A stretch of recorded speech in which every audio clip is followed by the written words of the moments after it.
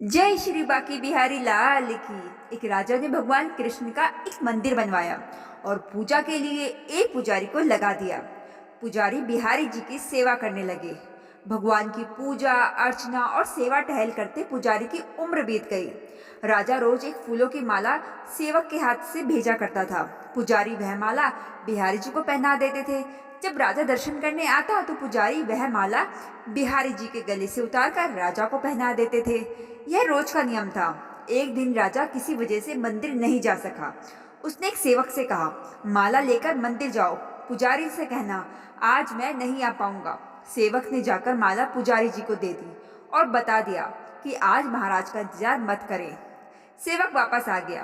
पुजारी ने माला बिहारी जी को पहना दी। फिर उन्हें विचार आया कि आज तक मैं अपने बिहारी जी की चढ़ी माला राजा को ही पहनाता रहा, कभी यह सौभाग्य मुझे नहीं मिला। जीवन का कोई भरोसा नहीं, कब रूठ जाए।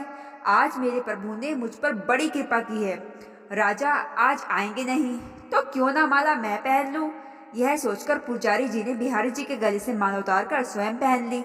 इतने में सेवक आया और उसने बताया कि राजा की सवारी बस मंदिर में पहुंचने ही वाली है।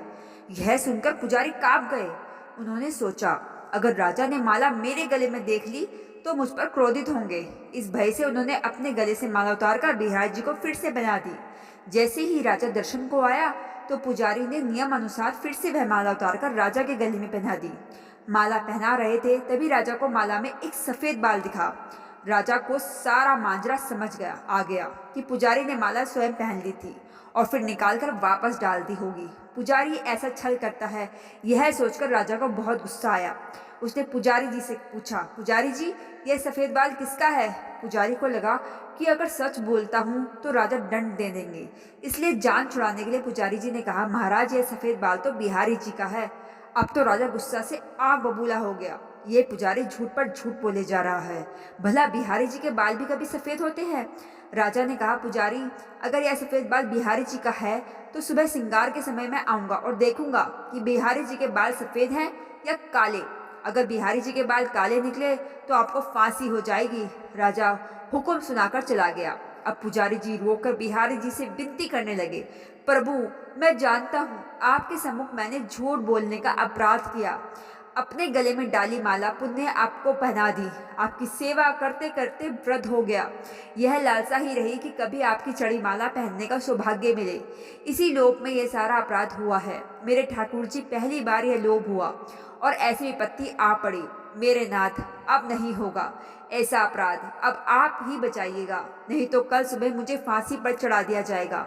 पुजारी सारी रात रोते रहे। सुबह होते ही राजा मंदिर में आ गया। उसने कहा कि आज प्रभु का श्रृंगार वह स्वयं करेगा। इतना कहकर राजा ने जैसे ही मुकुट हटाया तो वह हैरान रह गया। बिहारी जी के सारे बाल सफेद थे। राजा को लगा पुजारी ने जान बचाने के लिए बिहारी जी के बाल रंग दिए होंगे। गुस्से से तमतमाते हुए उसने बोला कि जांच करनी चाहिए, बाल असली हैं या नकली। सब समझने के लिए उसने जैसे ही बिहारी जी के बाल तोड़े, बिहारी जी के सर से खून की धार बहने लगी। राजा ने प्रभु के चरण पकड़ लिए और क्षमा मांगने लगा। बिहारी जी की मूर्ति से आवाज आई, राजा तुमने आज तक मुझे केवल मूर्ति ही समझा, इसलिए आज से मैं तुम्हारे लिए मूर्ति ही हूँ। पुजारी जी मुझे साक्षात भगवान समझते हैं। उनकी श्रद्धा की लाज रखने के लिए आज मुझे अपने बाल सफेद करने पड़े और रक्त की धार भी बहानी पड़ी। तुझे समझाने के लिए कहते हैं, समझो तो देव नहीं तो पत्थर, श्रद्धा हो तो उन्हीं पत्थरों में भगवान सप्राण होकर भक्त से मिलने आएंगे।